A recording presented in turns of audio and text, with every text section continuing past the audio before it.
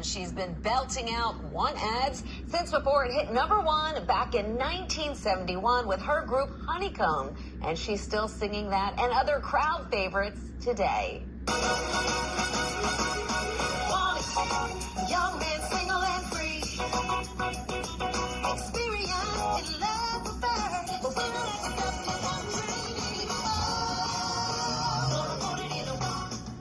The Brooklyn native has 3 upcoming appearances here in the city, and joining us now to talk about the shows and her life on stage is Shelly Clark. Shelly, thanks so much for being with us.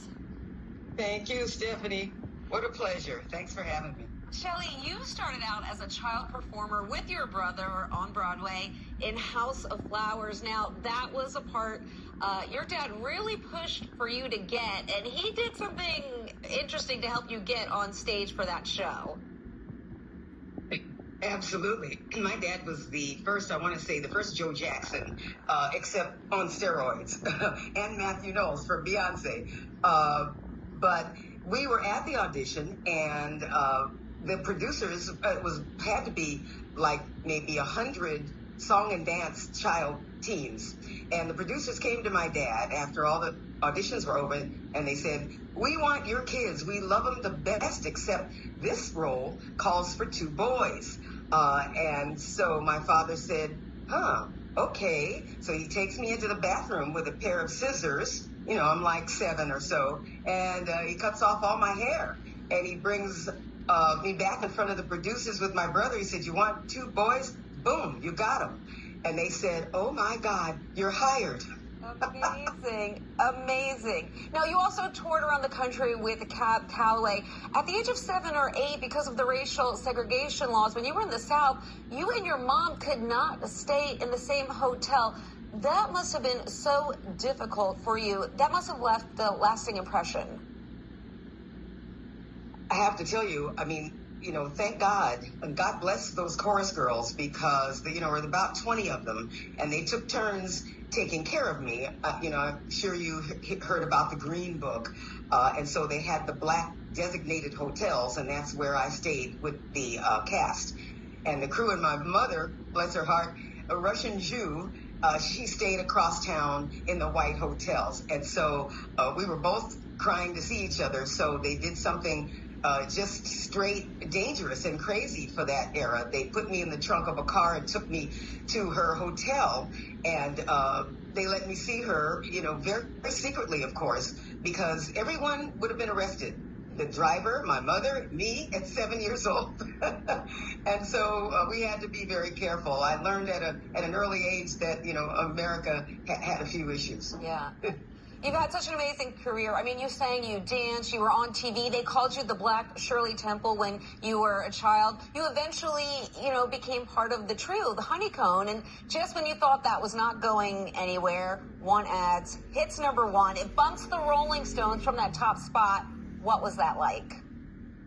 Oh, my God. Well, at the time, I was terrified because since I didn't think we were going to get a hit, I signed on to a nationwide television show. And when that record went to #1, I said, "No, this can't be. I'm on a TV show. I've signed on for 2 seasons." So I had to finagle myself and get myself off the show so I could get back to Detroit to start touring with the girls. Yeah.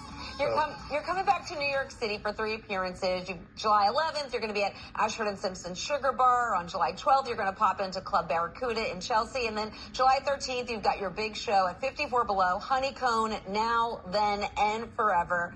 How does it feel when you come back to New York? Oh, my goodness. I mean, they say something that's, I think, very true. If you're from New York, you are always from New York. You have that blood in your veins, and I really honor and respect the New York way of life with performers. I think they go the extra mile, and also with the audiences, they will tell you whether you're doing great right away or poorly right away. There's a lot of truth in New York, so we've really been rehearsing and trying to get it together because we just want to come and do our best show there. It's exciting because I get to come home. Yeah. You were recently inducted into the History Makers Hall of Fame. You're also married to Rock and Roll Hall of Famer Verdine White, founding member and bassist of Earth, Wind and Fire. You guys have been married for 44 years. How do you guys do it?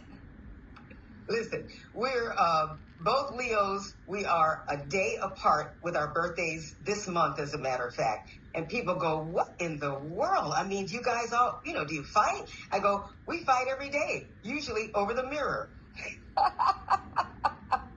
I love it. Shelley Clark, I want to thank you so much for joining us. And I want to remind our viewers, for details on the upcoming appearances, they can go online to honeycomb.biz. Shelley, thank you again. Thank you so much. Thanks for having me.